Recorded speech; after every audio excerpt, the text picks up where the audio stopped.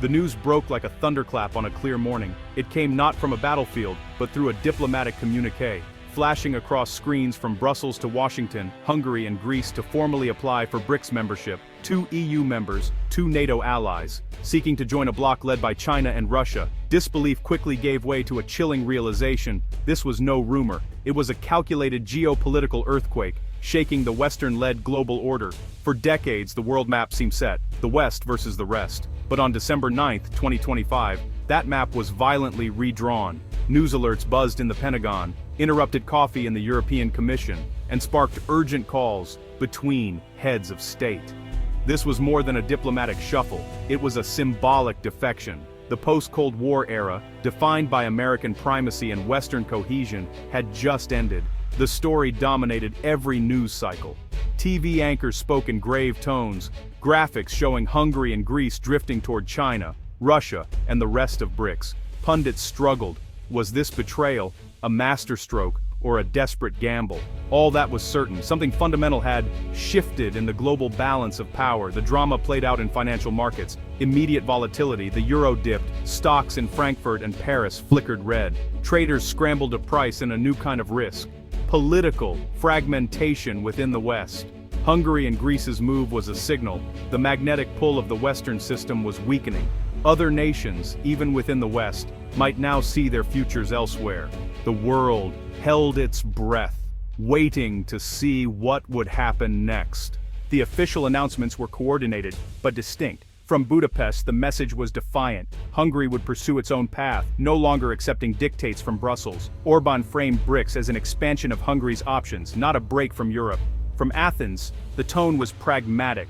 Greece needed new avenues for growth and investment. The BRICS application was about survival, not ideology.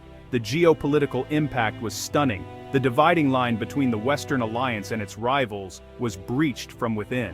Hungary and Greece, integral to the European project, now challenged the very architecture of post-war Europe. Their decision to join a bloc challenging the US dollar's dominance created an unprecedented crisis. Could a country be in both NATO and BRICS? Could an EU member align with China while subject to EU rules? These were no longer theoretical questions, they were urgent dilemmas. The defection of 2 members sent a signal of profound weakness and disunity to the world. Europe's carefully constructed unity was now under threat from within. In Brussels, the reaction was fury and disbelief. An emergency European Commission meeting revealed panic and a sense of betrayal. The official statement called Hungary and Greece's move incompatible with EU principles, warning of serious consequences. Privately, officials feared a domino effect. Other members might follow. Washington's response was grim. The decision was deeply troubling, a blow to American leadership and NATO. The Pentagon reviewed security implications. How could NATO share intelligence with countries now aligned with Russia and China? In Moscow and Beijing, the news was met with triumph. The Kremlin hailed the end of the unipolar moment. For Russia, this was a strategic coup. China welcomed Hungary and Greece, seeing this as a victory for its global strategy. BRICS was now a magnet for nations seeking alternatives to the Western system. For China, this was about the slow, steady tilting of the global order in its favor. The world's balance was shifting, openly and irreversibly. To grasp the gravity, we must understand BRICS. Once an investment term, BRICS became a political bloc. Brazil, Russia, India, China, and later South Africa. The West dismissed it, but BRICS built real institutions like the New Development Bank, offering loans without Western strings attached. This appealed to countries tired of IMF and World Bank conditions. BRICS's core goal: a multipolar world, not dominated by the US. Together, they represent over 40% of the world's population and a major share of global GDP. They push for more voice in global governance and less dependence on the US dollar. The 2024 expansion, adding Saudi Arabia, UAE, Egypt, Ethiopia, and Iran, supercharged BRICS's influence. For Hungary and Greece, joining BRICS was now a real opportunity, not a fringe idea.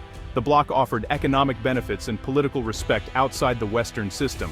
For Viktor Orbán, this move is the culmination of a decade-long strategy. Since 2010, he's pursued an Eastern opening, challenging EU values and seeking ties with rising Eastern powers. Orbán sees himself as a defender of a nationalist Hungary, resisting Brussels' progressive vision. By aligning with Russia and China, he gains powerful allies who don't criticize his domestic policies. Chinese investment has made Hungary a key hub for China in Europe. Orbán also maintains close ties with Russia, especially in energy. Joining BRICS is his ultimate act of defiance against the EU. He's betting Hungary can enjoy EU benefits while reaping BRICS rewards. It's a high-stakes gamble, testing whether Hungary can be both bridge and outlier.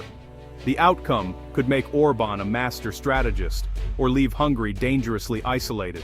For Greece, the BRICS application is about economic survival, not ideology. The scars of the debt crisis and EU-imposed austerity remain. Athens sees BRICS as a way to diversify partnerships and attract investment without Western conditions. China's investment in the port of Piraeus is a model, transforming it into a Mediterranean gateway.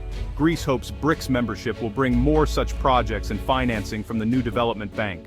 Athens also feels neglected by its Western partners, especially on security concerns. Tensions with Turkey and lack of support from Brussels have fueled frustration. By turning to BRICS, Greece signals it will seek new friends if old allies fall short. Greece aims to be a bridge between continents, leveraging its unique position. It's a risky balancing act. Betting its value to the West is too high to be cut loose. Hungary and Greece's applications expose deep cracks in the EU and NATO. The EU's core values, democracy, rule of law, are challenged by Hungary's illiberal turn and alignment with authoritarian powers. The prospect of a BRICS member inside EU decision-making threatens unity and solidarity.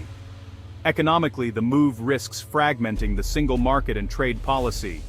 For NATO, the challenge is trust. How to share secrets with members now aligned with Russia and China.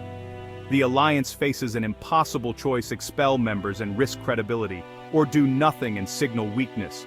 The crisis paralyzes both institutions, giving adversaries a victory without firing a shot. Russia and China have sown division at the heart of Western security. The West's unity, once its greatest strength, is now its greatest vulnerability. The future of both alliances hangs in the balance. Experts are sharply divided on what this means. Pessimists see a catastrophic failure of Western policy and the start of a new Cold War. They warn of rapid fragmentation, rising conflict, and the end of globalization. Realists see a natural evolution, great power competition returning, forcing the West to compete for influence. They argue the West must offer better deals and listen more to smaller nations. Optimists believe a multipolar world could be more balanced and stable, with countries like Hungary and Greece acting as bridges. They see potential for cooperation and better offers for all. Economic analysts warn of risks: disrupted supply chains, inflation, and threats to the dollar's dominance. Even without war, economic warfare could make everyone poorer and less secure. The world faces danger, but also a chance to adapt. As the dust settles, a new, uncertain global map emerges. The old lines are gone, new ones are still being drawn. One scenario: a new Cold War, with the West expelling Hungary and Greece, dividing the world into rival blocs. Trade becomes weaponized, and the risk of conflict rises. Another scenario: messy accommodation. Hungary and Greece remain, but institutions are paralyzed by division. The world becomes chaotic, alliances shifting unpredictably. A third, hopeful scenario: balanced multipolarity with the West and BRICS competing and cooperating.